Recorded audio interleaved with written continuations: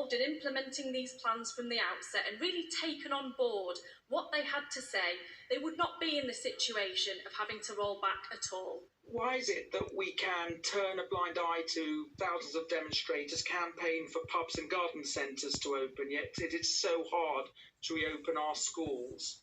We know that around 700,000 disadvantaged children are not doing school homework, and 700,000 don't have proper access to computers for the internet. So what is the government doing to help these disadvantaged children learn again and avoid an epidemic of educational poverty? We're already in the process of rolling out IT equipment right across the school estate, as well as to those children who are most vulnerable.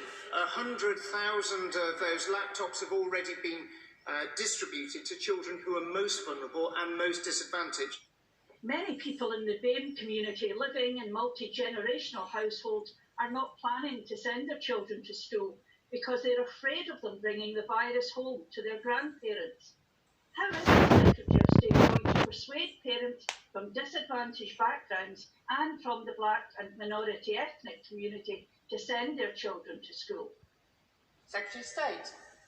Well, of course, the best advert as to why your children should be going back to school is when we see those incredibly powerful images of children returning to school for the first time.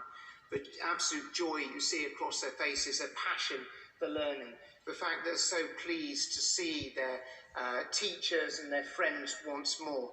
Gavin Williamson there. Well, the next day at Prime Minister's Questions, the Labour leader attacked the Prime Minister over the English schools U-turn.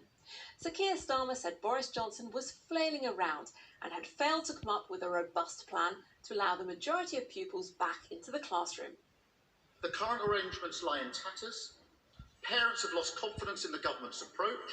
Millions of children will miss 6 months' worth of schooling, and inequality will now go up. Last week he was telling the House that it was not yet safe for kids to go back to school. This week he's saying that not enough kids are going back to school. I really think he needs to make up his mind. 97% of the schools that have submitted data are now seeing kids come back to school. And I think what we'd like to hear from the Right Honourable Gentleman is a bit of support for that, and a bit of encouragement to pupils, and perhaps even encouragement to some of his friends in the left-wing trades unions to help get our schools ready. It's no good the Prime Minister flailing around trying to blame others.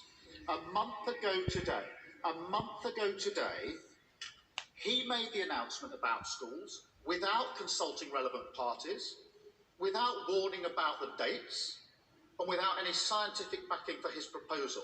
It's time he took responsibility for his own failures. The Labour leader said